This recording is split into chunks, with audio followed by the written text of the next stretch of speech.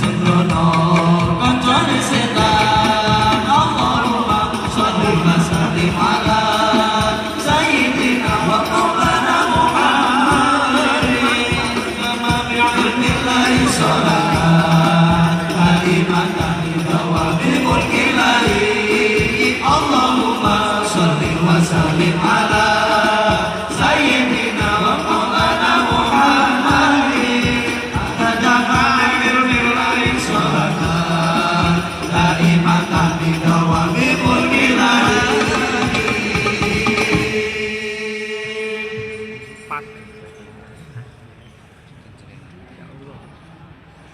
سدونا في الدنيا طيونا في الأخرى بخادجة الكبرى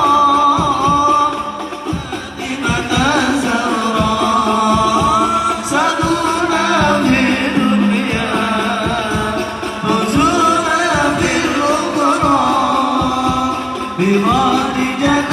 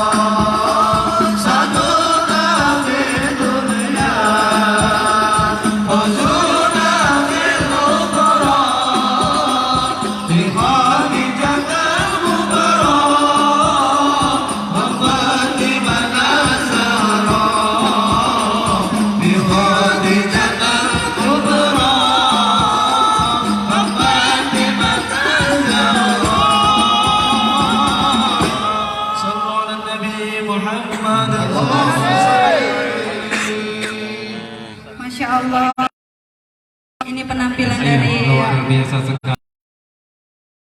Raja Salati sudah ada di tengah-tengah kita, dan juga Ustadz Yayat, Ustadz Boni, Ustadz Siham, Ustadz Supriyadi dari PCI, dari KMI, dari dari PKPU, dari KBRI, semuanya Masya Allah sudah hadir di sini semuanya, alhamdulillah.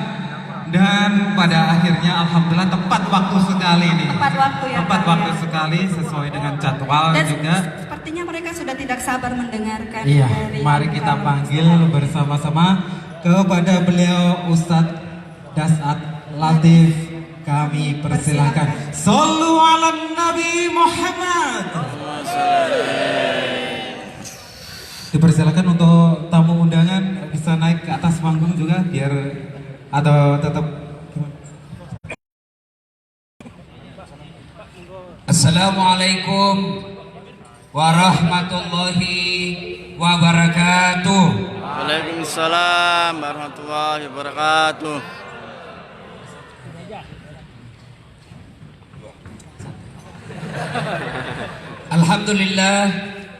Alhamdulillahi rabbil alamin. Wabihi nasta'inu ala umuri dunya waddin.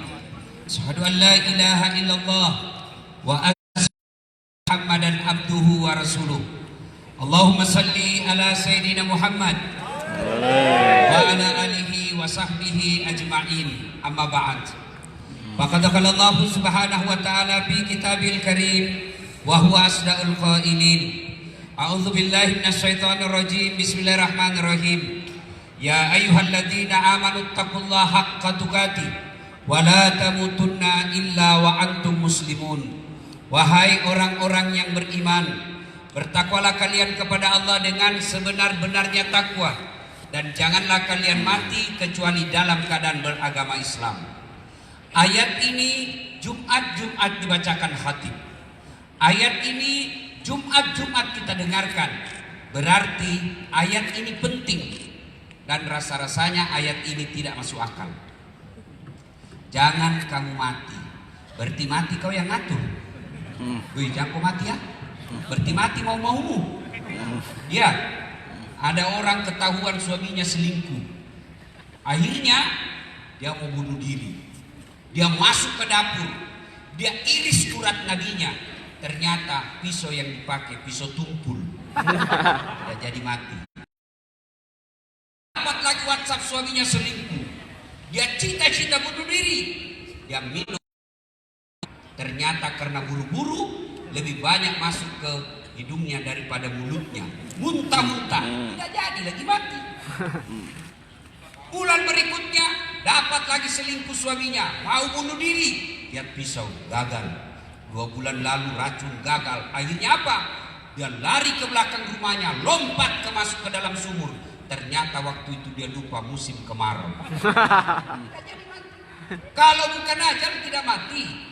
Pun kalau tiba ajalnya biar tidak mau pasti mati. Orang kaya mati. Orang miskin mati. Raja-raja mati. Rakyat biasa mati. PKI mati. Hidup. Semua mati. Berarti yang jadi masalah bukan mati. Yang jadi masalah illa wa antum muslimun, kecuali dalam keadaan beragama Islam. Berarti ada orang Islam tapi matinya kafir. Siapa mereka yang bisa membuat kita mati kafir? Suka memakan dan meminum makanan-makanan haram. Nah, periksa diri masing-masing, bos. Ya? Anak gaul, tuh saweran-saweran. 5.000 cari kawan. Udah dapat mabuk, dia ambil motornya.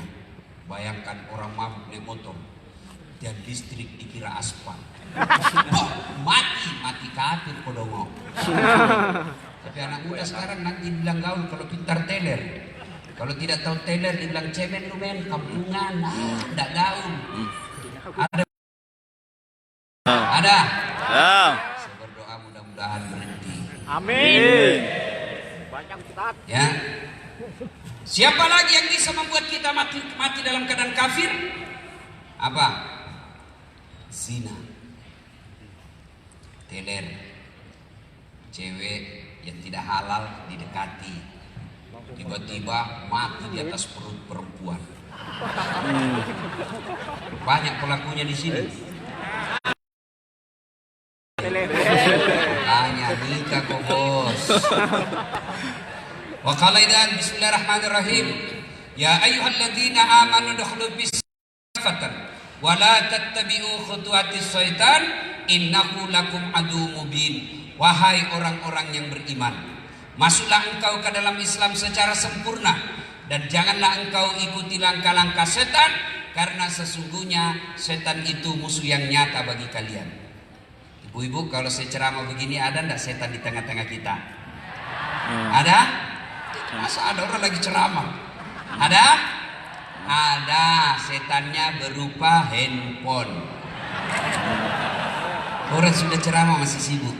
Nah itu setan itu bos. Setan mengalihkan perhatian. Jadi ketika Bapak terima iklan dan pemberitahuan akan ada tabligh akbar di tempat ini, setan membujuk Anda, jangan kau datang, kau datang, lebih kau tinggal di rumah. Itu setan. Alhamdulillah Bapak Ibu bisa mengalahkan setan yang ada di rumah. Amin. Tapi apakah setelah tiba di sini setan menyerah? Tidak, dia goda lagi. Tidak usah kau dengar ceramah. HP-mu, pegang HP-mu, pegang HP-mu. Itu setan. Dan sudah tahu bahwa pegang handphone itu setan, masih dia pegang, maka bukan lagi digoda setan. Kau sudah jadi setan dong. Simpan dulu HP, simpan dulu. Woi, simpan dulu HP-nya, simpan dulu. Ibu-ibu pegang HP, saya doakan suaminya kawin lagi. Simpan dulu HP, woi. Simpan dulu. Bapak kalau pegang handphone, pasti Bapak perhatikan bukan saya. Siapa? Monitor. Kalau mau dengar ceramah ini, nonton YouTube saya nanti. Jangan lupa like and share. Lebih bagus lagi kasih subbreaker. Simpan HP bos, saya tidak main simpan HP dulu. Saya larang sekarang orang kalau saya lagi ceramah secara langsung. Kenapa? Di Indonesia sekarang ini ada orang cari nafkah dengan membuli ulama. Dia cari kita yang salah kepleset ngomong, dia share. Nah, itu orang-orang tertentu ada seperti itu. Contoh guru kita terakhir, Ustadz Abdul Somad. Yang terakhir kasusnya, bagaimana hukumnya merokok? Haram. Itu dia potong. Bagaimana hukumnya merokok? Haram. Ada lanjutannya. Bukan merokok. Apa itu? Mencatur. Catur ya. Bagaimana hukumnya mencatur? Kata beliau haram apabila azan sudah berkumandang kalian masih mencatur. Itu haram, tapi dipotong. Saya juga ditanya, Ustadz Dasad, bagaimana hukumnya mencatur? Haram. Kenapa? Karena kau bunuh raja dan perdana menteri.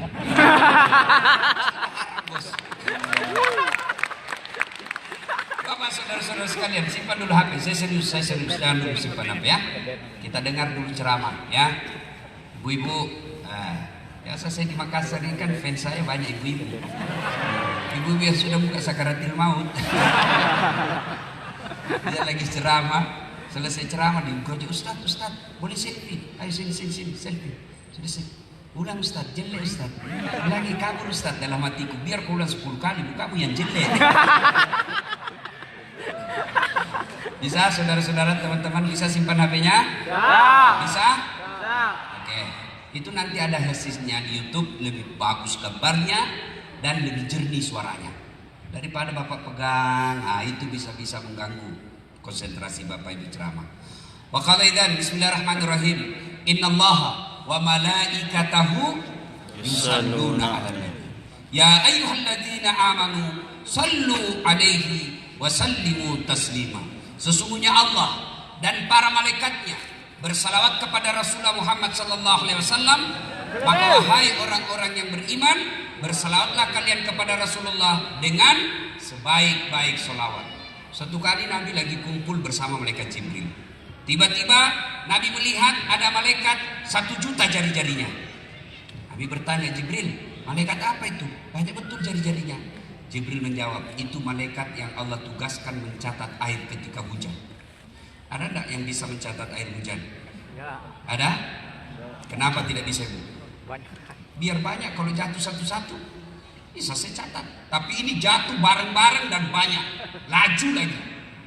Lalu Nabi bertanya ke malaikat ini, wahai malaikat, apa kau mampu mencatat air ketika hujan? Ya, ku catat yang jatuh di gunung, ku catat yang jatuh di darat, ku catat yang jatuh di lautan, semua aku catat. Satu yang tidak bisa ku catat ya Muhammad. Apa itu wahai malaikat? Ketika umatmu berkumpul di tempat seperti ini, lalu mereka bersalawat bareng-bareng kepadamu, maka aku tidak bisa mencatat betapa banyak pahala yang mereka dapatkan di tempat itu. Maka ketika kumpul seperti ini Pak, bersalawat. Kenapa? Di situ banyak pahala Allah turunkan. Maka saya mau ajak salawat. Bisa?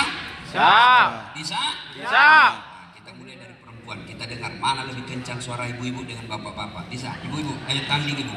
Bu, ayo jangan mau kalah nih bapak-bapak. Bu. Ayo Bu, yuk. Ikuti saya. Sholatullah ala toha rasulillah. Sholat ala yasin. Alhamdulillah, terima kasih. Ini Pak bukan keras, ini namanya syahdu. Suara gini yang kasih nafsu kita laki-laki.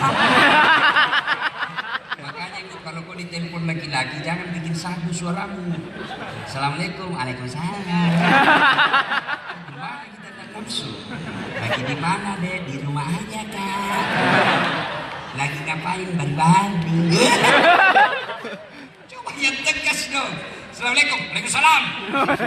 Lagi di mana? Di rumah. Lagi apa tanya-tanya? Di teleponnya lagi kau itu. Waalaikumsalam. Caleda. Coba ibu-ibu diam, bapak-bapak, ayo kita dengar. Bos, jangan mempermalukan jenis kelamin. Ayo, yuk.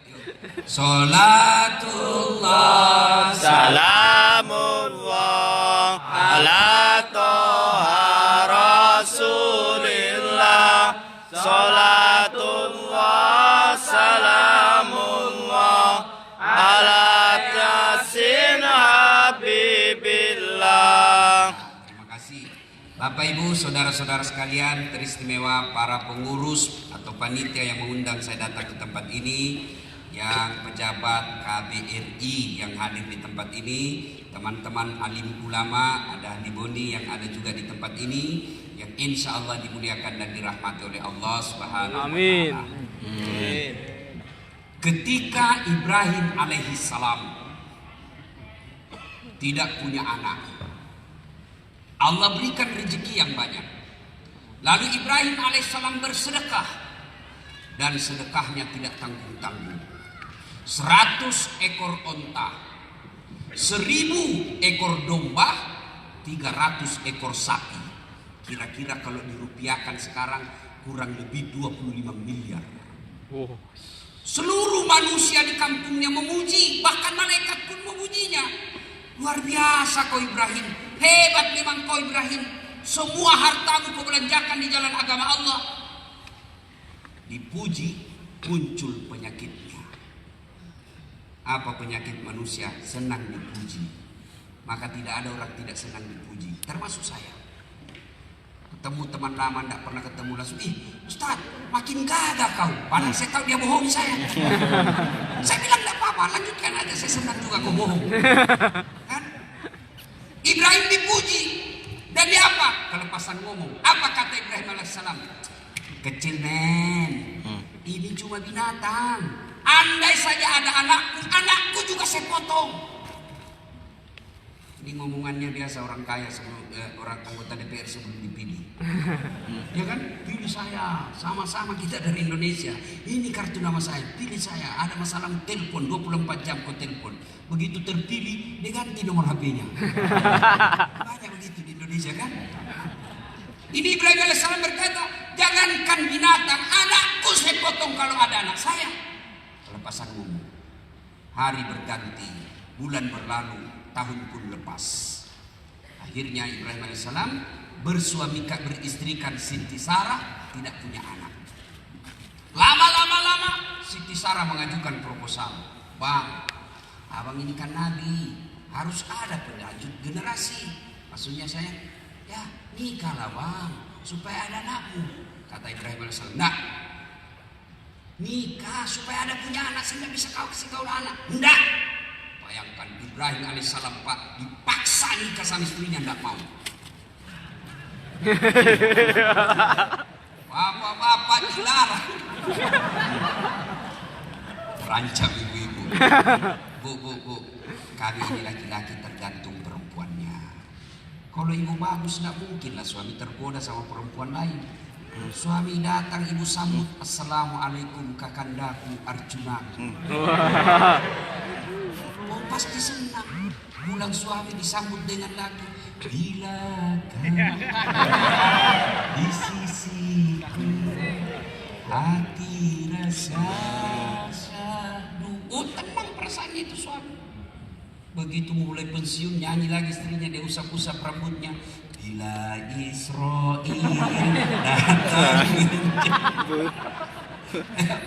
Nah, Ibrahim alaihissalam berkata tidak. Dipaksa terus. Akhirnya kata Ibrahim, ayalah sudah. Kalau kau ya sudah, terserah. Tapi Siti Sarah berkata, nah saya yang carikan. Siapa? Tidak usah orang lain. Itu ada Hajar. Itu aja kau peristrikan. Nikah.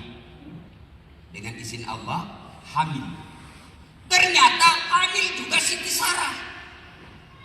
Tapi sudah menikah dengan Siti Hajar. Maka ada ibu-ibu sampai sekarang belum punya anak. Cobalah pakai ilmunya Siti Sarah. Serius. Ibu, mau? Coba amalkan ini. Oh, senangnya di bapak-bapak. Akhirnya lahirlah lahirlah anaknya Ibrahim alaihissalam beristrikan Siti Sarah, namanya Ishak. Inilah keturunan bangsa Yahudi. Ibrahim alaihissalam beristrikan Siti Hajar, lahir anaknya Ismail alaihissalam. Inilah keturunan orang Islam. Kita ini sebenarnya kita satu nenek, satu kakek, cuma Yahudi kurang ajar. Nah, ketika Ismail dalam Al-Quran tidak disebut jumlah umurnya, tapi Al-Quran cuma mengatakan Ismail waktu itu sudah pandai membantu bapaknya cari nafkah, oleh bapaknya bekerja, maka turun perintah Allah tanggal 8 Zulhijjah. Ibrahim, kau pernah nasar, kalau ada anakmu saya potong. Sekarang kau punya anak, bayar nasarmu. Bangun Ibrahim. Ini mimpi atau wahyu? Kalau mimpi, kenapa jelas sekali? Kalau wahyu, kenapa anak disuruh potong? Iya, kalau 7 anak kita bisa cari yang nakal. Potong anakmu. Mana yang jelek? Bingung Ibrahim, mikir. Maka tanggal 8 Zulhijjah kita sekarang disebut hari Tarwiyah atau hari berpikir-pikir. 9 Zulhijjah, mimpi lagi Ibrahim alaihissalam. Ibrahim, bayar utangmu, potong anakmu, kau sudah janji sama saya. Bangun Ibrahim. Ini bukan mimpi, ini wahyu. Yakin Ibrahim alaihissalam, ini wahyu, harus saya laksanakan. Maka kita sekarang tanggal 9 Zulhijjah disebut hari Arafah atau hari keyakinan.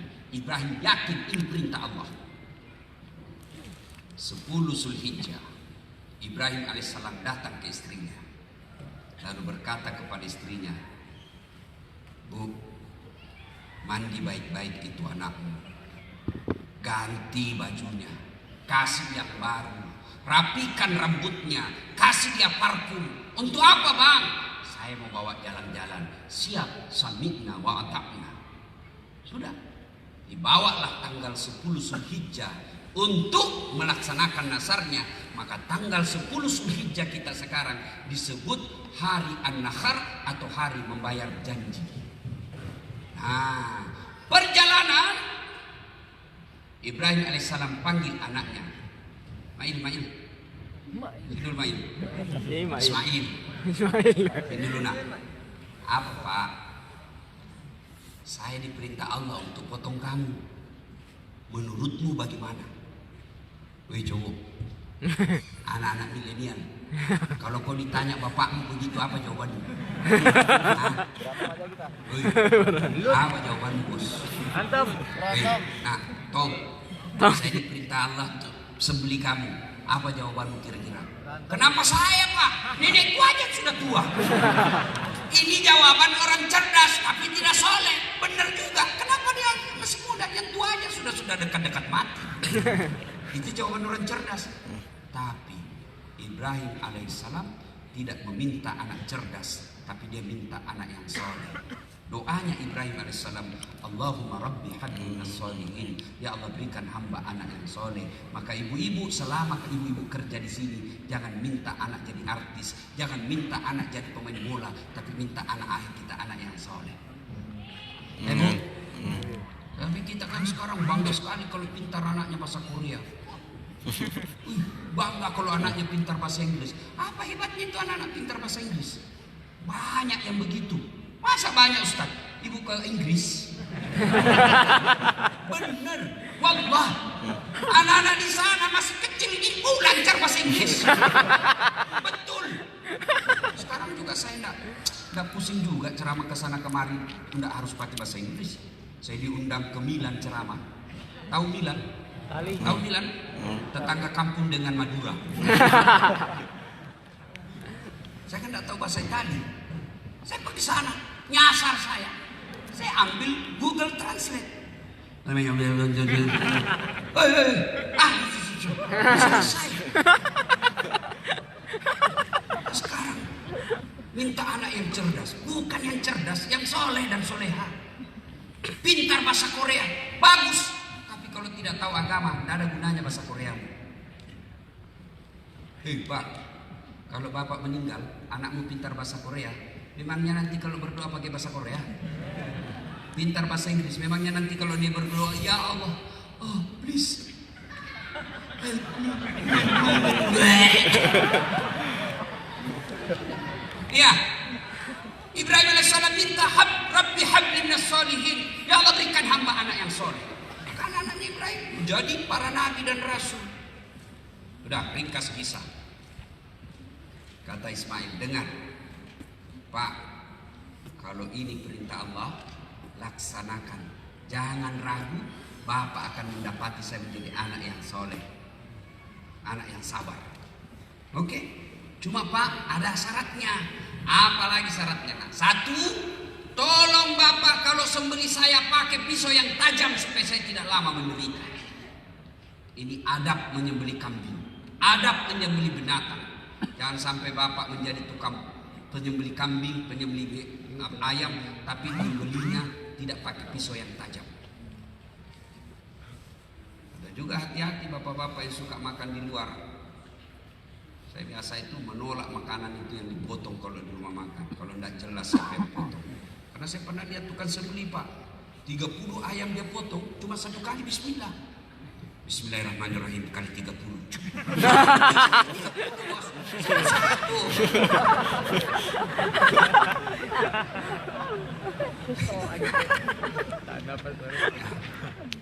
Apalagi nak, Bapak kalau sembelih saya nanti tolong tutup matanya. Kenapa? Karena saya yakin kalau Bapak lihat saya, Bapak tidak tega. Tidak berani Bapak menyembelih saya. Baik nak. Yang ketiga, tolong ikat tangan dan kakiku supaya saya tidak meronta-ronta kesakitan. Baik.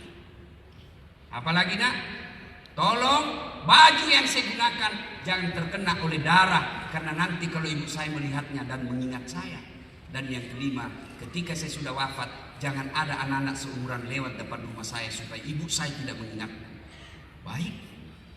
Udah. Dibaringkanlah Ismail. Bawa yang itu sekarang disebut Mina. Bapak kalau pergi umroh itu kan selesai ziarah, kita dibawa tuh ke pelontaran. Sebelum pelontaran, mutawib kita atau tour leader kita berkata, singgah sejenak Bapak Ibu dekat istana raja, lihat tengok ke kanan, di atas ada seperti pos-pos security. Disitulah tempatnya Ismail alaihissalam disembelih. Ada yang sudah pernah umroh? Ada? Ada yang belum? Belum. Lebih banyak. Ada yang sudah haji? Belum. Ada yang sudah haji? Yang belum haji? Coba angkat tangan. Yang belum haji? Saya doakan mudah-mudahan yang angkat tangan segera haji. Amin. Tapi tidak cukup hanya amin, tabung dong. Biar kau amin 70 kali satu hari kau tidak nabung. Berapa gajimu satu bulan? 25 juta Ustaz. Biaya haji berapa? 70 juta. Anda akan diseret oleh Allah nanti. Kenapa kau tidak pernah berkunjung ke makam Rasulku? Tidak pernah kau ke Baitullah padahal duitmu 25 juta gajimu satu bulan. Ya bos, haji sebelum kembali ke Indonesia. Kenapa? Indonesia ngantrinya 30 tahun. Di sini bayar bulan ini, bulan depan berangkat. Tabung. Saya tidak mampu Ustaz. Bukan tidak mampu, tapi niat yang tidak cukup. 25 juta bos, gaji bupati di Indonesia. Cuma dia bilang orang di sini banyak jadi OKB baru Ustaz. Begitu banyak duitnya, visi misinya merantau hilang. Langsung hilang Ustaz. Begitu pegang 25 juta, apa yang diingat? Tempat hiburan, cewek Korea. Bos, woi, nikah yang baik-baik. Kalau nikah 24 jam halal, segala macam gaya boleh. Benar, dan itu ibadah. Orang berhubungan suami istri itu menurut Islam itu ibadah. Maka ibu-ibu, bapak-bapak yang punya istri ibadahlah tiap malam. Tapi kalau bapak, karena ada orang saya lihat itu setengah mati cari duit, siang malam dia kerja, dari pagi dia pergi, malam baru pulang. Begitu dapat duit, beli tiket masuk neraka. Mana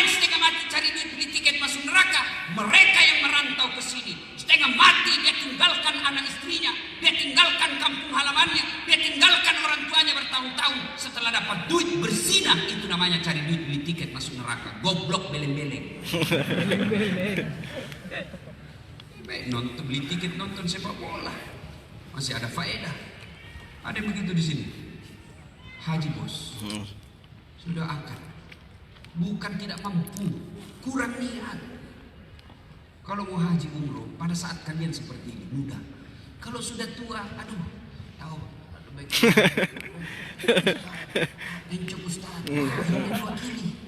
Tapi kalau usia muda seperti bapak, ibadah haji dan umrohnya lebih sempurna karena fisik. Apa? Ibadah haji itu ibadah fisik, ibadah umroh itu ibadah fisik, beda dengan ibadah yang lain. Bapak, Bu, sholat. Ketika ruku, Allahu Akbar, lalu membaca doa, Allahu Akbar kabira, walhamdulillahi katsira. Boleh nggak? Nggak boleh, bukan bacaannya. Allah, takbiratul ihram, Allahu Akbar, at-tahiyatu. Boleh nggak? Nggak boleh. Tapi tawaf apa aja boleh. Bahkan diam sama sekali boleh. Ada yang bilang, hanya duitnya, masih muda. Saya tanya, Pak, kenapa belum pergi haji dan umroh? Belum saya hafal buku manasik Ustaz. Saya bilang, sampai pensiun kau tidak haji tuh. Mana bisa dihafal itu buku manasik? Maka saudara-saudara, meskipun kau tidak punya hafalan sama sekali, segera ke tanah suci. Ke tanah suci modal 3. 1, Al-Fatihah. Keterlaluan Bapak kalau tidak hafal Al-Fatihah. 2, doa sapu jagat. Bapak tahu doa sapu jagat? Tahu. Nah, ada kan yang tidak tahu, doa sapu jagat Ustaz. Itu ya Rabbana. Itulah. Yang ketiga, selawat. Cukup 3 ini berangkat haji dan umroh. Niatkan mulai hari ini, ya Allah, bulan depan saya nabung untuk menunaikan ibadah haji. Nah, lanjut kisah. Sudah, sampailah Nabi di situ dengan Ismail sembelih. Dibaringkan. Lalu Ibrahim alaihissalam mengambil goloknya, dia tutup matanya, dibaringkan anak Ismail, dia gorok dia punya leher. Tapi apa yang terjadi? Tidak mempan. Tidak luka leher. Ismail berkata, Pak, Bapak main-main kali. Tidak, saya sudah keras ini. Serius Pak, iya sudah sekali jamin. Ibrahim berpikir, mungkin tumpul kali ini. Akhirnya apa? Dia ambil batu, lalu goloknya tadi itu, parangnya dihantamkan, pecah. Ini batu yang keras pecah. Ini dagingnya lembut, tidak bisa. Dia ulang lagi. Mau dia ulang 2 kali. Kata Ismail, Pak, tunggu dulu. Apa lagi? Nah, tunggu dulu. Apa? Tolong buka ikatan kaki dan tanganku. Karena kalau sudah ikat seperti ini, nanti Allah menilai saya tidak ikhlas. Tolong buka kaki dan tangan. Dilepas. Lalu begitu Ibrahim alaihissalam mau menyembelih kedua kalinya, di aras Allah. Lalu Allah memanggil seluruh malaikat. Wahai malaikatku, sini kalian. Oh, tunggu dulu, ada yang terlupa dari kisah ini. Ketika Ibrahim sebelum disembelih, ada yang terlupa kisahnya. Ketika Ibrahim disembelih, itu iblis kepanasan. Dia datang goda Ibrahim. Ibrahim, kau kemana? Saya mau potong anakku. Masa kau tega potong anakmu? Bertahun-tahun kau nantikan, masa kau mau potong? Ibrahim alaihissalam ngambil batu. Jangan banyak bicara di situ. Lempar kepalanya. Bah! Kena kepalanya. Sampai di Bandung, balik lagi. Gagal menggoda Ibrahim, dia datang ke istrinya. Jar. Kau tahu enggak? Mau dibawa kemana anakku? Saya tahu. Mau dibawa jalan-jalan. Bego kau Jar. Maksudnya apa? Mau dipotong. Masa ada bapak mau potong anaknya? Benar. Kok bisa? Iya. Kata perintah Allah katanya. Kata Siti Hajar. Kalau ini perintah Allah, jangankan anakku, diriku pun siap dipotong. Ambil batu, lempar, kena kepalanya. Sampai di Tasikmalaya, balik lagi. Gagal goda Ibrahim, gagal goda Ismail. Hajar, dia datang ke anaknya. Main. Baru mau ngomong, Ismail ambil batu, lempar, kena matanya. Maka riwayat menjelaskan itu jin, iblis, itu matanya rusak sebelah. Kena lempar. Itulah yang sekarang melempar 3 jumroh, melempar 3 tempat. Jumroh Aqabah Usta'ula, Setan besar, setan tengah, setan kecil. Maka adalah jamaah haji Indonesia pergi haji, melempar 3 jumroh. Dia lihat, inilah setan yang bodoh-bodoh selama ini. Hari ini saya akan membalas dendam. Dia ambil batu, lempar. Bah! Allahu Akbar. Lempar kembali itu batu, hampir kena kepalanya. Dia tangkap itu batu. Begitu dia buka, ada tulisannya, sesama setan dilarang saling beradu. Sampai lanjut kisah tadi. Lalu diaras Allah memanggil, wahai malaikatku, kau lihat ini Ibrahim, hambaku manusia, anak cucunya Adam. Ketika Adam aku ciptakan, kalian semua keberatan kalau aku mengangkatnya ini sebagai pemimpin di dunia. Kau lihat, demi cintanya kepada Allah, demi cintanya kepada aku, anaknya yang lama diharapkan, rela dia sembelih untuk dikurbankan pengabdiannya kepada aku. Sembelih. Lalu malaikat memuji Allah dengan kalimat, Allahu Akbar, Allahu Akbar, Allahu Akbar. Ibrahim alaihissalam menjawabnya dan menyambutnya dengan kalimat La ilaha illallah Wallahu Akbar. Ismail alaihissalam melanjutkannya Allahu Akbar walillahil hamd. Itulah kalimat takbir sejarahnya itu. Allahu Akbar, Allahu Akbar, Allahu Akbar. Ibrahim alaihissalam malaikat La ilaha illallah Wallahu Akbar. Ibrahim alaihissalam Allahu Akbar walillahil hamd. Ismail alaihissalam. Maka dianjurkan oleh agama kita ketika dari rumah ke tempat sholat Idul Adha atau Id, maka kita takbiran Allahu Akbar, Allahu Akbar, Allahu Akbar, La ilaha illallah Wallahu Akbar, Allahu Akbar walillahil hamd. Itu. Tapi kita zaman sekarang bukan takbiran kalau menuju ke tempat sholat. Apa? Update status. Selfie. OTW sholat Idul Adha. Sampai di dalam masjid, alhamdulillah sampai di masjid. Sudah lagi sholat lagi 2 rakaat, rencana sholat sunnah tahiyatul masjid. Begitu selesai sujud terakhir, dia update status, dia foto dari atas. Sholat, dia lempar. Nah, baru kalian semua begitu. Nah, ibu bapak, saudara-saudara sekalian, inilah kisah sedikit pengantar. Lalu apa kaitan kita yang ada di sini? 1, dengar baik-baik. Ternyata bapak ibu sekalian, ternyata anjuran agama bersedekah itu sudah jauh hari sebelum Rasulullah Muhammad SAW. Sedekah. Ibrahim alaihissalam bersedekah. Sedekahnya tidak tanggung-tanggung. 25 miliar kalau uang sekarang. Tapi ingat, ketika Anda mau bersedekah, jangan pikir setan menyerah. Setan akan menggoda kita. Mulai dari ketika kita mau angkat dompet, setan membisik, jangan. Bang. Begitu Bapak angkat dompet, apakah setan menyerah? Tidak. Yang kecil saja. Jangan tahu, saya di sini. Maka coba nanti kalau diedarkan itu amal, coba kita lihat siapa yang kalah dengan setan. Dan demi Allah Pak, tidak ada orang bangkrut gara-gara sedekah. Tolong tunjukkan saya ada yang bangkrut di Korea sini gara-gara rajin sedekah. Ustaz, itu teman saya dulu, kaya betul, hanya karena rajin nyumbang setiap tabligh akbar jadi miskin. Ada? Tidak ada. Yang bangkrut gara-gara selingkuh, diperas sama ceweknya. Kalau kau tidak belikan saya mobil, saya kirim ini foto ke istrimu di Indonesia. Sudah dibelikan mobil, belikan saya lagi apartemen. Sudah itu saya kirim. Habis duitmu gara-gara selingkuh.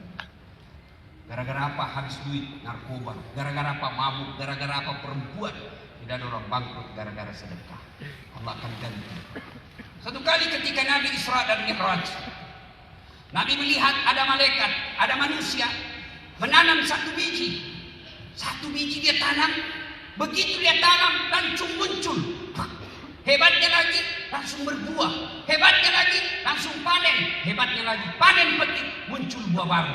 Tanam langsung panen. Kira-kira ada enggak di Indonesia tanam langsung panen? Ada?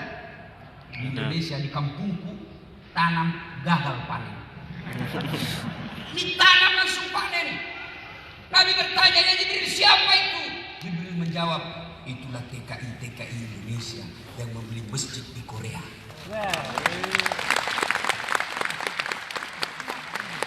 Ibu, ada suami di Indonesia, ibu takut dia selingkuh. Tidak mungkin kita bisa awasi 24 jam, tolak bala dengan sedekah.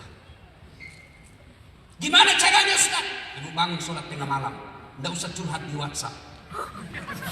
Ada juga ibu-ibu suaminya langsung curhat di WhatsApp, di grupnya, di statusnya. Tega niat kau, tidak kusangka kau begitu.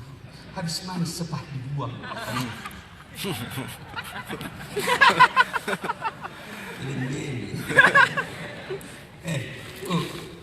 Jangan curhat di WhatsApp. Kita ini kan generasi medsos, rajin berdoa, tapi doanya di mana? Status. Ya Allah, lindungi suamiku. Sibuk itu Tuhan mau baca statusmu. Nah, ibu berdoa, namanya salat hajat. Selesai salat hajat 2 rakaat, tambah lagi kalau masih mampu 4 rakaat, masih mampu tambah 6 rakaat, masih mampu 8 rakaat. Selesai itu ibu berdoa, dan berdoa tidak harus bahasa Arab. Ibu-ibu, halo ibu, bapak-bapak, berdoa tidak harus pakai bahasa Arab. Mau saya ajarkan doa gampang masuk surga? Mau? Betul? Ayo kita doa bareng-bareng. Hafal baik-baik. Doa gampang masuk surga. Bismillahirrahmanirrahim. Bismillahirrahmanirrahim. Allahumma barik lana. Allahumma barik lana. Bima razaqtana. Bima razaqtana. Qina Adzabannar. adzabannar. Doa apa itu bos? Makan. Nah itu namanya beleng-beleng. Lain di mulut, lain di hati. Hatimu mau masuk surga, tapi yang kau baca doa makan, bingung balik. Itulah sebabnya tidak harus pakai bahasa Arab. Bapak doa bahasa Bugis boleh, bahasa Jawa monggo, bahasa Sunda mangga, bahasa Korea silakan, yang penting kau tahu. Bahkan boleh berdoa begini, ya Allah, engkau sudah tahu apa yang ku mau, maka kabulkan. Serius. Daripada ibu bapak pakai bahasa Arab, tidak tahu artinya, belum lagi salah ucap, bingung balik. Ada kata ibu, nyebut kebut bu. Dia doa supaya suaminya setia, ternyata doa ini baca doa minta hujan. Maka berdoa tidak harus pakai bahasa Arab. Berdoa itu kalau bahasa gaulnya curhat. Silahkan curhat, sampaikan keluhan. Cowok-cowok yang sudah punya duit banyak tapi tidak bisa lepas dari zina, senangnya berzina, minta supaya Allah memberikan kemampuan untuk meninggalkan itu. Ya Allah, saya tidak mampu menghindari penyakit ini. Saya selalu senang lihat cewek-cewek cantik dan selalu mendatangiku ya Allah. Tidak mungkin aku bisa melepaskan diri dari dia ya Allah. Tapi jika engkau menolongku, tidak ada mustahil di sisimu ya Allah. Tapi jika dia jodohku ya Allah, rapatkan kembali kepadaku. Bu, suami, ya Allah, tidak mungkin aku bisa menjaga suamiku yang ada di Indonesia. Tapi engkau yang maha menjaga. Pelihara dan jaga suamiku ya Allah. Aku jauh dari dia. Ya Allah, ini ada duitku 2 juta. Saya kirim ke Indonesia panti asuhan. Tolak bala 2 juta. Menghindari maksiat supaya suamiku terhindar dari wanita jahat. Bismillah, boleh. Jadi masalah kalau suaminya di Indonesia juga berdoa. Aku juga salat hajat.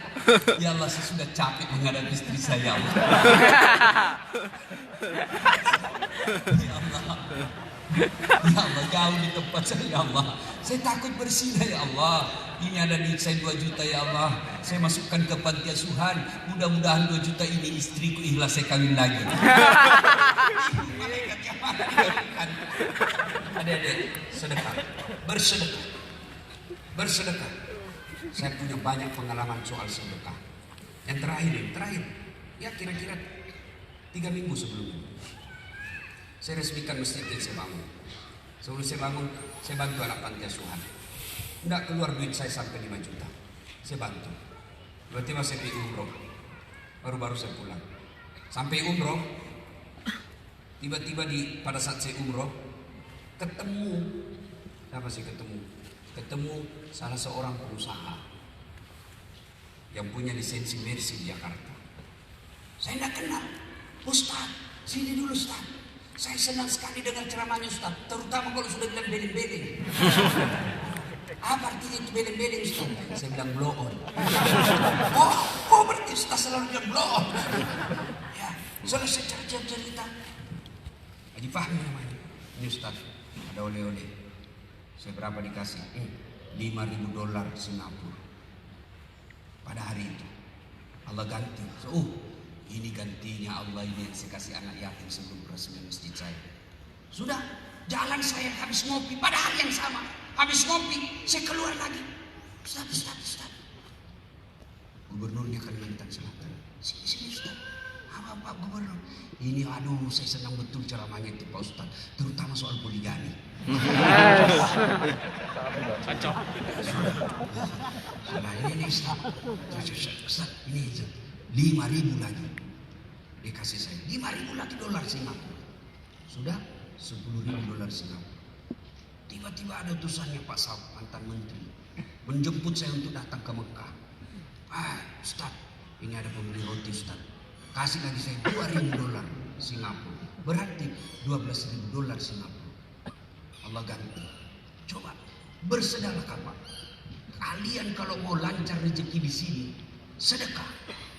Yang paling saya ingat terus dalam hidup saya soal sedekah, mau lebaran, ada anak muda, bapaknya orang Flores, ibunya orang Toraja, 19 tahun, masuk Islam. Setelah masuk Islam diusir dari rumahnya, akhirnya tinggal di masjid. 2 hari sebelum lebaran, dia Instagram saya di inbox saya di Instagram. Ustaz, saya mu'alaf.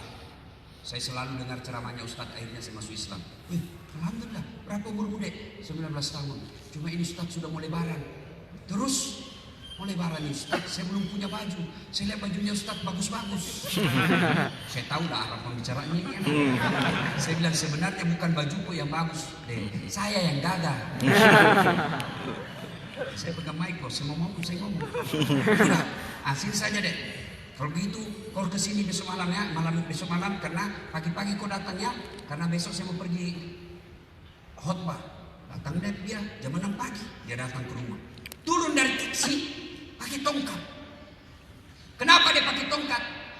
Dia pergi ke lihat neneknya di Toraja, sehingga di Sidrap, salah satu kabupaten di Sulawesi Selatan, ditabrak mobil. Sehingga sholat asar, tabrak mobil, akhirnya kakinya diamputasi, dilepas dari mata kaki ke bawah, hilang. Dia cerita, saya bilang, luar biasa. Saya berkaca-kaca mata saya, luar biasa. Tantangannya ini anak muda, 19 tahun. Kasihan kau Dek. Apa dia bilang?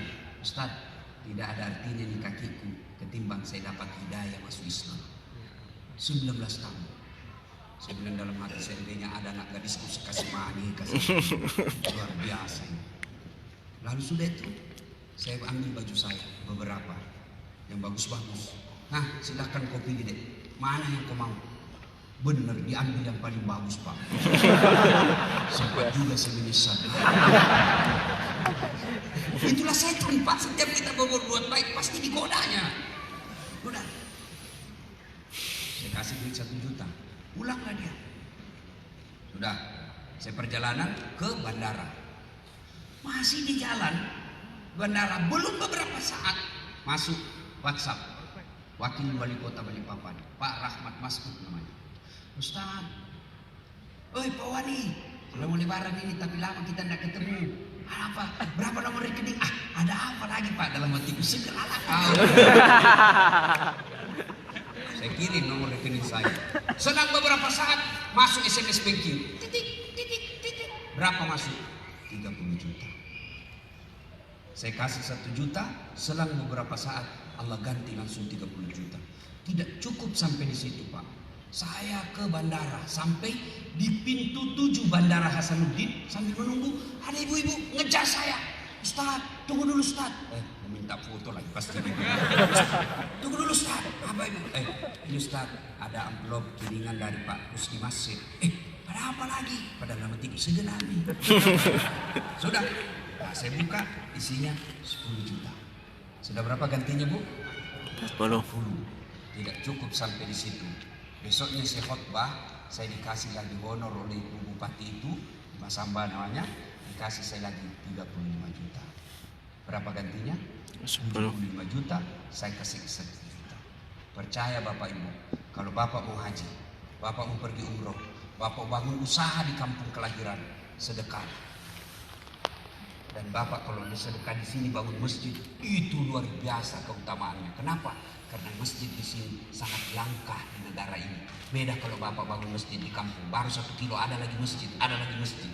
Maka Bapak-bapak, saya mau lelang bajuku. Siapa yang mau beli? Mana baju saya itu? Nah ini. Sambil kita lanjut drama lain nanti. Ini. Mana. Ya. Ya, sambil kita lanjutkan lagi. Semua ada historinya nih. Nah, semua ada kisahnya. Dan baju saya tidak ada samanya. Kenapa Ustaz? Karena saya bikin dan desain sendiri. Nah ini satu dulu kita cicil. Ini baju saya ketika saya pergi ceramah dan perjalanan dakwanya pakai ke Ketinting, Bolo Arum namanya.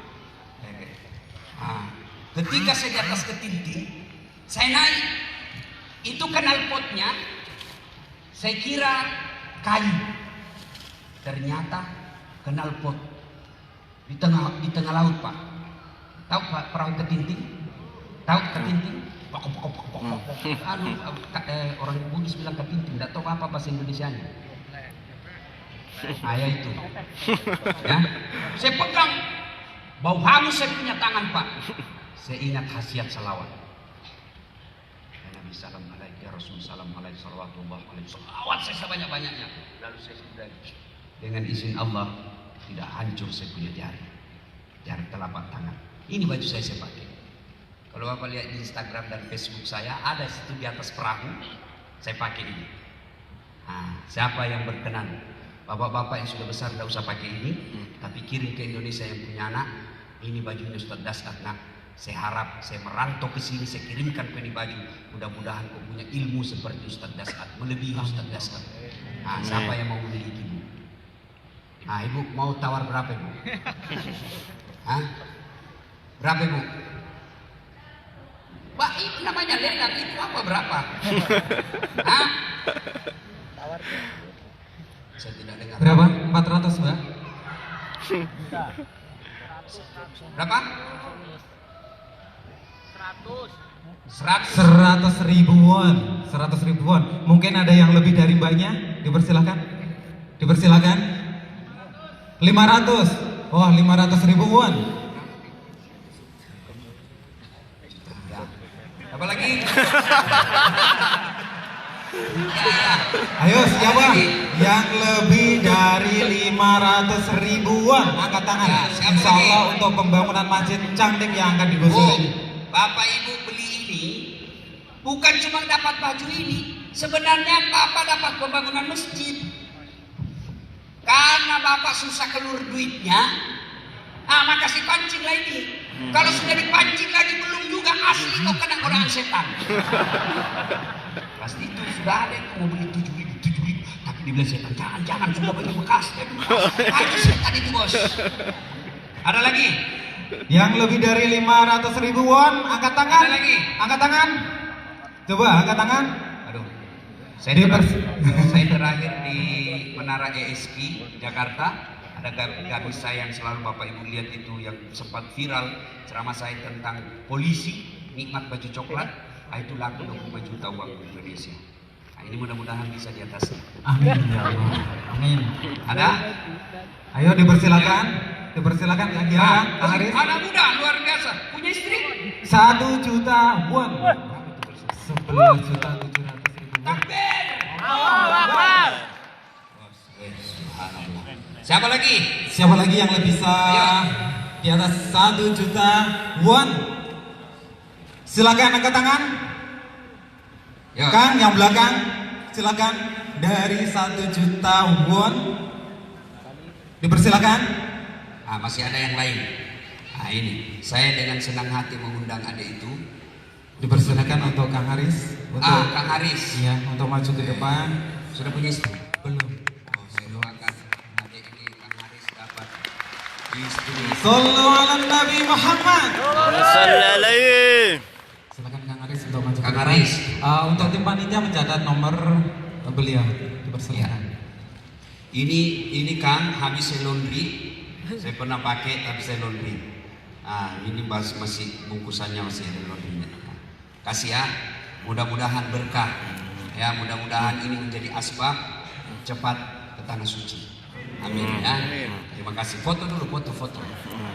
Terus. Ya. Ya. Kameramen, dipersilakan. Ya. Oke, sudah. Makasih. Nih. Yang saya pakai. Wallahi, demi Allah, ini baju andalan saya. Bapak lihat kemana-mana saya, foto saya selalu pakai ini. Ini saya pakai sekarang. Mudah-mudahan ada yang memiliki. Gimana? Sebentar kita lanjut lagi ceramah dulu. Sambil Bapak melawan setan. Lawan dulu, injak kepalanya. Kepala saya. Ya, semakin Bapak pelit, maka Allah paksa keluar duitnya. Dengan cara apa? Tiba-tiba kena HIV.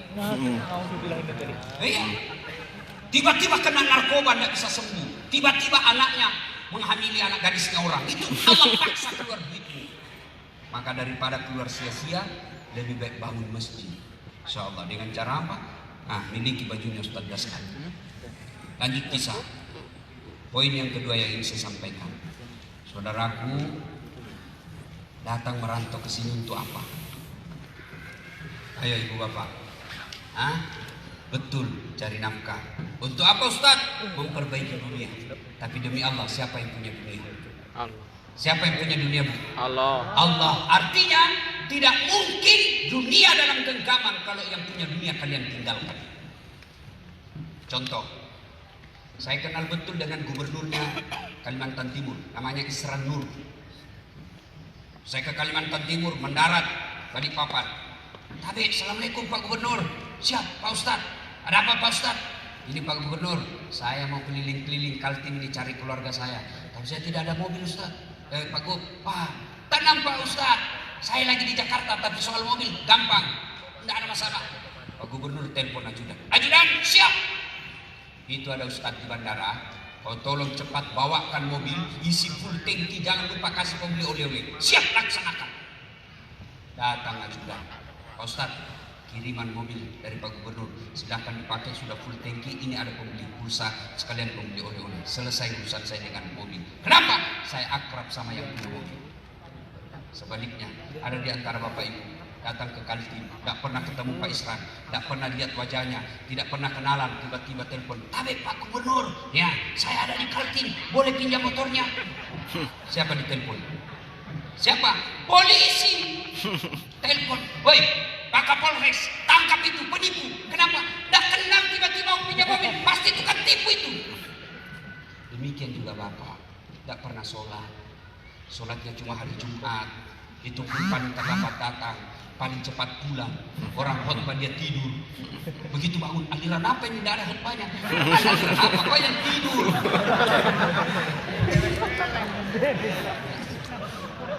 Demikian juga kita, tidak pernah sholat. Sholatnya cuma hari Jumat, sekali sepekan, paling terlambat datang, paling cepat pulang. Hati khotbah tidur, tiba-tiba sakit. Ya Allah, saya capek sakit ini, ya Allah, sembuhkan penyakitku. Saya sudah capek dengan penyakit ini. Ya Allah, sembuhkan penyakitku. Allah berfirman, malaikat, karena dia sudah capek sekali cabut nyawanya. Demikian juga Pak. Bapak datang merantau. Demi Allah, bukan pekerjaan itu yang memberi rezeki, tapi Allah Subhanahu wa Ta'ala. Jangan heran, 30 tahun merantau ke Korea, kok tidak bisa lepas dari kredit. Kenapa? Bapak tinggalkan yang punya dunia. Siapa yang punya dunia? Allah Subhanahu wa Ta'ala. Kecil buat Allah. Meskipun Bapak punya gaji barangkali cuma 10 juta, 15 juta di sini, tapi bisa punya rumah, bisa punya mobil, anaknya sekolah masuk ke pondok. Kenapa? Karena Bapak cari nafkah sambil sholat. Kalau sampai di sini tidak sholat, tidak ada nilainya Bapak-bapak nafkah ke sini. Saya sudah sholat Ustaz, tapi kenapa masalahku tidak pernah lepas-lepas? Betul, Bapak sholat, tapi tidak ikhlas. Hayya 'alas shalah, asar lagi. Urusan kita sholat duhur, kok tidak ikhlas? Saya sholat Ustaz, betul sholat tapi tidak ikhlas. Mana buktinya? Bapak itu juga pakaiannya kencing, itu juga pakaiannya masuk toilet, itu juga pakaiannya ke pasar, pakaiannya main futsal, pakaiannya tidur, dipakai lagi sholat. Bukti bapak tidak ikhlas. Sampai ada ibu-ibu yang tanya, Ustaz, boleh tidak sholat tidak pakai BH? Boleh, tapi ibu tidak ikhlas. Masa ketemu gubernur tidak pakai BH, Ibu? Iya Pak Gubernur. Gubernur aja tidak boleh, kita nggak enak ketemu. Coba. Saya sholat Ustaz, betul sholat. Kok masih bisa hidup, masih susah? Ya Bapak tidak ikhlas, tidak serius. Sholatnya kayak main-main. Allah.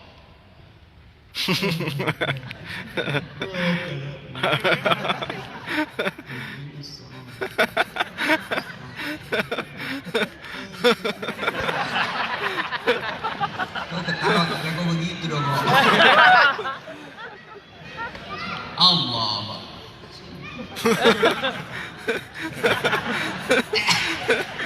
Apa sholat pakai keju? Ada juga sholat kayak ditiup angin. Ada juga sholat dari takbir sampai salam cari duit. Allah Akbar. Duit 500. 200. Allah. Selama di bawah sadar. Maka jangan heran bertahun-tahun sholat tidak bisa mencegah kita dari perbuatan keji dan mungkar. Kenapa? Sholat kita tidak sesuai dengan apa yang diajarkan Nabi. Bapak punya handphone? Punya handphone? Ya. Punya? Ya. Ketika beli handphone, ada enggak buku pedomannya? Ada. Handphone aja yang kita pakai kadang-kala berselingkuh, yang kadang-kala kita pakai maksiat, ada buku pedomannya. Dan ketika kita beli, isi itu ada di situ. Buku pedoman dicatat dengan merah. Penting baca buku pedoman sebelum penggunaan alat ini. Sholat yang kita pakai 5 kali minimal sehari semalam. Kenapa kita tidak pernah baca buku pedoman sholat? Ayo. Nah, maka merantau perbaiki sholat. Apa susahnya sholat? Ibu-ibu ini paling banyak tidak sholat gara-gara apa? Make up. Mukanya dikira tembok. Apalagi gara-gara jilbab. Jilbab sakaratul maut 3 lapis. Hah? Kalau ini banyak yang tidak sholat gara-gara apa? Nonton sepak bola. Hasan subuh memanggil, tiba-tiba adu penalti. Nonton lanjut atau adu penalti. Akhirnya apa? Supaya jalan dua-dua, diambil sajadah sholat depan televisi. Ada juga saya lihat begitu. Ayo. Pak, demi Allah, Bapak cari nafkah ke sini. Kalau tidak sholat, tidak ada gunanya. Apa sih susahnya sholat? Ustaz, saya tidak bisa kena air Ustaz, dingin. Allah kasih kemudahan, tayamum. Boleh tayamum. Letakkan kedua belah tangan di dinding. Usap wajah. Bagaimana kalau lagi di jalan Ustaz? Misalnya kita lagi di hutan, tidak ada air. Tayamum, letakkan telapak tangan di pasir. Sudah itu tepuk tangan, tepuk. Kalau pasir, kenapa? Nanti Bapak kalau tidak tepuk kelilipan. Bapak pasti tidak jadi sholat. Tepuk. Sudah, letakkan, usap wajah. Letakkan lagi telapak tangan, usap tangan kanan, lalu ke kiri, selesai. Ustaz, saya tidak bisa berdiri. Allah kasih jalan keringanan. Apa? Silakan duduk. Saya di pesawat Ustaz. Sholat duduk. Kalau kebetulan kita tetangga duduk dengan orang non muslim yang tidak tahu, kasih tahu dulu. Pak, saya lagi sholat. Karena kalau dia tidak diberitahu, nanti dikira kita lagi gila. Apa dibikinin Pak Haji? Ya, sholat duduk namanya. Allahu Akbar. Kalau ruku, kepala aja goyang. Allahu Akbar. Sami Allahu liman hamidah. Kalau sujud bukan cuma kepala goyang, badan itu ditundukkan. Allahu Akbar. Sudah selesai. Ustaz, kita di atas mobil Ustaz. Bisa singgah. Sopirnya bilang, kasih tahu sopir, Pak sopir saya boleh sholat. Pasti singgah. Pun kalau buru-buru, boleh Bapak sholat di atas bus. Kiblatnya tidak jelas boleh. Gimana kita yang nelayan Ustaz, yang kerja di kapal, kita tidak lihat kiblat. Sekarang kan ada namanya apa itu? Muslim Pro. Lihat kiblatnya. Sudah cari kiblat, walah ke sana. Sudah sholat arah ke sana. Tiba-tiba lagi sholat, ombak bergerak, kapal juga bergerak. Bapak tidak sembuhin begini. Apa lagi Bos? Apa lagi alasan tidak sholat? Ustaz, saya sakit Ustaz. Silakan Bapak sakit. Apa ada kala sakitnya Nabi Ayub alaihissalam?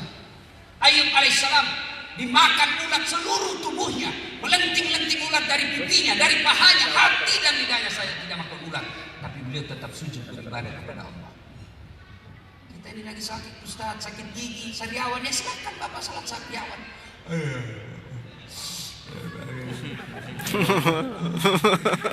Sudah tahu apa lagi sariawan? Apa lagi Bos? Ada. Saya kaya Ustaz. Ada kala kayanya Nabi Sulaiman. Itu Nabi Sulaiman 1 hektar pekarangan rumahnya Pak. Apa kerikilnya emas. Ada di sini kerikil rumahnya Mas. Jadi kalau orang Buddhis giginya dikasih emas Pak. Kaya tetap beribadah kepada Allah. Tidak ada alasan buat kita tidak sholat. Saya tidak bisa berdiri, boleh duduk. Saya tidak bisa duduk Ustaz, baring. Mana namanya sholat baring? Anggap lagi baring. Allahu Akbar. Lagi diinfus Ustaz, boleh. Tidak bisa ganti pakaian Ustaz. Allah tahu Bapak kondisinya lagi darurat, silahkan laksanakan. Allahu Akbar. Sini Allah, sholat baring. Itu pun tidak bisa. Sholat pakai isyarat. Mata, tinggal mata yang bergerak. Tangan dan bibir sudah tidak gerak. Ini saja Pak. Allahu Akbar. Tahu saya solusi. Tidak bisa juga begitu Ustaz. Sholat dalam hati. Mana namanya sholat dalam hati? Mulai takbir sampai salam, seluruh bacaannya dibaca dalam hati. Bayangkan, pejamkan mata, bayangkan lagi ruku, baca doa ruku. Allahu Akbar. Subhanallah. Lagi sujud, pejamkan mata, bayangkan doa sujud. Selesai. Saya tidak bisa juga sholat dalam hati Ustaz. Sholat di gampang. Bungkus kain putih, bawa di kubur. Ya Bos, tidak ada susahnya. Maka sia-sialah kita cari nafkah kalau Bapak tidak sholat. Bapak, Bu, Bapak datang kerja ke Korea, ternyata di sini tidak enak, masih ada pilihan. Bapak boleh pulang kampung. Sampai ke sana kampung pun tidak nyaman, balik lagi ke Korea, boleh. Di Korea tidak nyaman, pergi lagi ke Jepang, masih ada pilihan. Tapi demi Allah, begitu Bapak masuk kubur, senang tidak senang, kau tinggal di situ, tidak boleh kau keluar. Serius. Dan orang yang pertama kali menderita di akhirat, ketika sudah masuk di kubur, yang pertama diperiksa Bos, bukan puasa, bukan sedekah, bukan haji, bukan zakat, tapi apa yang pertama diperiksa? Sholat. Dalam hadis dijelaskan dalam kitab Durratun Nasihin, ketika seluruh pengantar sudah balik, maka datang malaikat. Yang pertama dia akan tanya, "Man rabbuka?" Siapa Tuhanmu? Kalau orang baik sholatnya, dia akan berkata, "Mundur." Malaikat berkata, sholat berkata, "Kau mundur dah saat. Sekarang saya jaga kau. Waktu kau hidup dunia kau rajin jaga saya. Sekarang saya jaga kau." Tanya, "Man rabbuka?" Siapa Tuhanmu? Sholat kita menjawab, "Allahu Akbar." Bungkar giling kepala. Ditanya lagi, "Man nabiyuka?" Siapa nabimu? Salat kita menjawab, "Asyhadu alla ilaha illallah wa asyhadu anna Muhammadar Rasulullah." Malaikat menjawab, "Wah, ini anak TKI dari Busan ini." Akhirnya malaikat mungkar berkata, "Kir." Maju nakir. Kata nakir, "Sedangkan kau mundur, apalagi saya cuma lapisan kedua." Akhirnya mungkar nakir naik, malaikat melapor kepada Allah, tidak melanjutkan pertanyaan 3-4. "Ya Allah, ada hamba-Mu satu. Saya tanya, man rabbuka?" Allah, dia menjawab, "Allahu Akbar." Allah berfirman, "Oh, itu bukan dia yang jawab, tapi sholatnya. Karena dia baik sholatnya, tidurkan dia untuk menunggu hari kiamat seperti nikmatnya tidur pengantin baru." Masih ingat untuk pengantin baru? Saya sampai mau ulang terus itu. Itu kalau baik sholat. Tapi kalau tidak baik sholatnya, sholat aja tapi sekedarnya saja. Malaikat sudah banyak goyang kudamnya. Sudah lama ketunggu kau. Kau udah keras kepala orang ceramah, banyak ceritamu. Tanya begitu datang ditanya, "Man rabbuka?" Siapa Tuhanmu? Tunggu Tunggu dulu, orang baru datang. Jadi tanya kedua kalinya, mana bukan siapa Tuhan? Ketuhanan yang Maha Esa. Ya Allah, ada mana yang Maha Esa? Menikah saya tanya, mana bukan dia ketuhanan yang Maha Esa? Itu orang Indonesia yang beres Pancasilanya tapi tidak beres sholatnya. Tidurkan dia seperti tersiksanya tidur orang sakit gigi. Pernah rasakan tidur sakit gigi? Kalau pengantin baru kan tidurnya apa? Lama, cepat betul pagi, cepatnya. Itu kalau pengantin baru. Kalau orang sakit gigi, lamanya pagi, lamanya pagi. Itulah gambaran orang-orang yang tidak suka. Bapak Ibu sia-sia datang merantau ke sini kalau sholat tidak ditunaikan dengan baik. Ada masalah pasti. Mana ada orang yang tidak ada masalah? Coba tunjukkan saya kalau ada. Semua ini muka-muka bermasalah sebetulnya. Mana ada orang yang tidak ada masalahnya? Ustaz, Bapak Kirja, banyak masalah. Semua punya masalah. Maka ketika ada masalah, ista'inu bis-sabri was-shalah. Sabar, perbaiki sholatmu, saya selesaikan semua masalahmu. Itu janji Allah. Poin yang kedua. Poin yang ketiga. Datang ke sini tentu dakwah sangat penuh tantangan. Begitu juga Bapak cari nafkah. Untuk sholat penuh dengan tantangan. Maka untuk melakukan kebaikan itu perlu napas panjang. Kenapa tadi kisahnya? Itu kan melempar 3 jumroh Pak. Satu tempat 7 batu. 1, 2, 3 sampai 7. Pindah lagi yang menengah 7 lagi batu. Pindah yang terakhir yang paling kecil 7 lagi batu. 3 kali 7 21 batu. Dan itu bukan sehari, 3 hari. Berarti 63 batu. Kenapa tidak 1 kali hari, sehari saja 63 batu? Bismillahirrahmanirrahim. 63 selesai. Kenapa mesti 3 hari dan 3 tempat? Allah ingin memberikan pelajaran kepada kita. Untuk berbuat baik itu perlu napas panjang. Untuk bertobat itu, untuk hijrah itu perlu napas panjang. Maka datang ke tempat ini perlu perjuangan yang panjang. Teman-teman, pengurus-pengurus takmir, masjid, pejuang-pejuang dakwah itu perlu napas panjang. Dan pasti banyak cobaannya. Difitnahlah kita, dicurigailah kita. Itu tantangan dakwah. Saya apa tidak punya masalah? Banyak masalah dalam dakwah, Pak. Dalam dakwah saya pernah ditinggal bus. Iya, saya pergi ceramah. Kabupaten Luwu namanya Palopo. Dari Makassar saya pergi jam 11 malam. Begitu saya naik mobil, mobilnya tinggi Pak, Land Cruiser. Begitu saya di atas mobil tidur di barisan bawah belakang sopir. Sampai di Kera namanya di situ. Saya bangun, mana sopirnya ini? Kok ada sopir? Saya lihat, oh dia kencing. Saya turunlah juga, dia turun dari kanan, saya turun dari kiri. Waktu saya kencing, saya pikir, sekalinya dia tidak tahu saya turun ini. Karena waktu dia turun, saya tidur. Begitu saya lagi kencing, benar Pak, langsung dia tancap mobilnya. Saya tanya, woi, kok tinggal saya? Apalagi, mobil sudah gerimis pula. Saya bilang, mati saya. Dari jam 1 dini hari. Tidak ada mobil yang mau mengambil saya. Pergi ke Makassar, mau ke Palopo, tidak ada. Saya pakai putih-putih. Karena saya kira tadi pocong. Maka saya mau berkesimpulan, saya mau adang saja ini di tengah jalan. Tapi saya takut juga, tidak kira betul saya pocong. Saya menunggu sampai jam 6 pagi. Hikmah yang saya ambil. Beginilah kita ketika di bumi. Kita berharap anak doakan kita. Kita berharap ahli waris sedekah atas nama kita. Ternyata tidak ada yang mengingat. Saya juga pernah pergi ceramah tengah malam, jam-jam 1 dini hari, macet mobil. Tiba-tiba dari Tanjung Redep ke Tanjung Kebulungan, tengah jalan kempes sampai 2 kali gembos ban.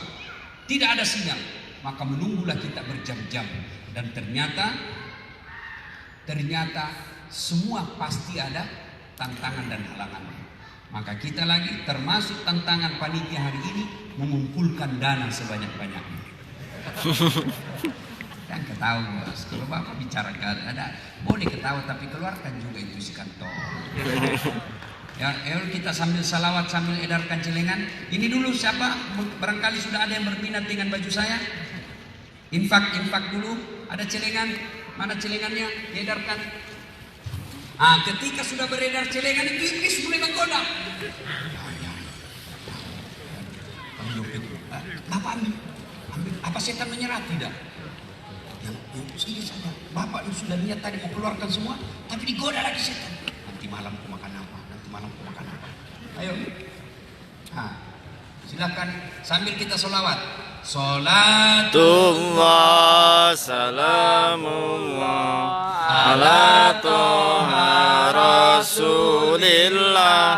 Salatullah salamullah ala yasin habibillah. Tawassalna bismillah wa bil hadi rasulillah. Faqadi mujahidillah bi alil badri ya Allah.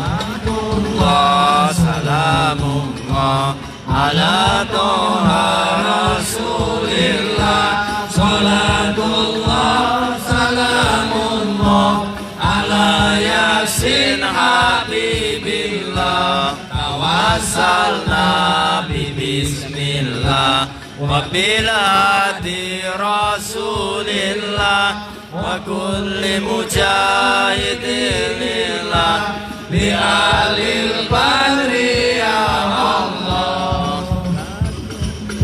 Salatullah salamullah ala toha rasulillah. Salatullah salamullah ala yasin habibillah.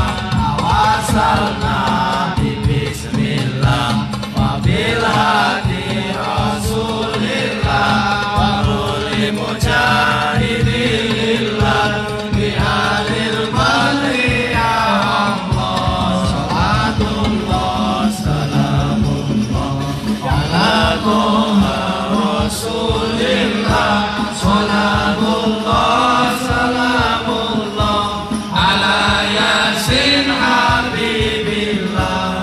Tawassalna bismillah wa bil hadi rasulillah wa kulli mujahidillah bi ahlil badri ya Allah.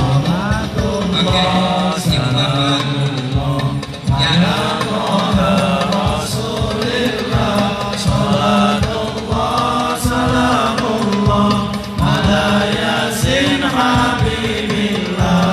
Tawassalna bismillah wa bil hadi rasulillah wa kulli mujahidillah bi alil badri ya Allah. Oke, terima kasih. Nah, ini ada lagi ada yang mau menukar dengan pembelian untuk masjid. Ini serban saya, alhamdulillah sudah belasan kali saya pakai umroh. Terakhir saya pakai ini baru-baru. Nah, siapa tahu ada yang berminat, ya berkahnya. Karena segala sesuatu kebaikan yang kita pakai di dunia itu nanti insya Allah menjadi asbab kita mendapatkan pertolongan di akhirat kelak. Ini serban saya sudah belasan kali saya pakai umroh. Setiap saya pergi umroh, ya saya tidak tahu kenapa tiba-tiba waktu saya ini saya mau lepas. Padahal sudah banyak juga yang minta. Nah, ada yang mau silahkan panitia berhubungan sama panitia berapa dinilaikan, ya. Nah, itu. Nah, ini serban. Nah, ini kain ihram saya yang terakhir saya pakai. Ya, kain ihram ini Pak boleh jadi kain kafan. Siapa tahu meninggal besok-besok Papa kirim. Mau kemana? Pasti mati bos. Ada orang Nabi Sulaiman lagi ceramah. Tiba-tiba datang tamu tak diundang. Assalamualaikum ya Rasulullah. Waalaikumsalam warahmatullahi wabarakatuh. Masuklah tamu tadi. Nabi lanjutkan ceramah. Belum selesai lagi ceramah, tiba-tiba anak muda ini tadi tamu, ya Rasulullah saya mau pamit, silakan berangkat. Lalu Nabi Sulaiman bertanya, saudara-saudara sekalian, ada yang tahu siapa itu tadi tamu? Tidak ya Rasul. Nabi menjelaskan, itu tadi malaikat pencabut nyawa. Setiap kali datang pasti ada yang diinginkan dan tidak akan kembali sebelum diambil yang diinginkan. Tiba-tiba anak muda dari belakang yang kata, ya Rasulullah itu tadi malaikat pencabut nyawa. Iya. Tidak kembali sebelum diambil yang diinginkan. Iya, mati saya ya Rasul. Kenapa? Semenjak datang sampai pulang saya terus dilihat-lihatnya. Karena sudah barangkali kau yang mau. Ya Rasulullah, bawa saya jauh, bawa jauh. Oleh angin terbang kiri kanan lurus. Dia merasa jauh sekali. Makin angin diturunkan saya. Pas turun, baru satu langkah kakinya diinjakkan di tanah. Ketemu itu tadi. Dari mana kau? Dari tadi saya tunggu kau. Saya tinggalkan pengajian karena di sini takdirmu meninggal. Saya tahu yang mau pulang nanti juga sudah meninggal. Maka ini saya, alhamdulillah, salah satu cara mengingat kematian, saya sudah ada kain kafan. Saya simpan di lemari saya di kampung. Saya bilang sama ibu saya, itu kain ihram. Saya sudah siram beberapa kali. Saya pakai umroh dan sudah saya siram. Saya pakai air zam-zam. Lalu saya simpan di lemari. Saya bilang sama ibu saya, besok lusa saya meninggal, pakai saya bungkus pakai air ihram insya Allah. Itu bagus. Begitu saya lihat buka baju lagi, kain ihram, baju saya ingat lagi mati. Nah, siapa yang mau kain ihram jadi kain kafan? Silakan. Silakan berhubungan sama panitia. Ya. Dipersilakan untuk sahabat-sahabat, silakan langsung saja di sini. Siapa yang ingin kain ihram dari beliau, dipersilakan untuk angkat tangan. Dipersilakan untuk angkat tangan. Iya Kang, berapa Kang? 500.000 won dari Kang. Mungkin ada selanjutnya.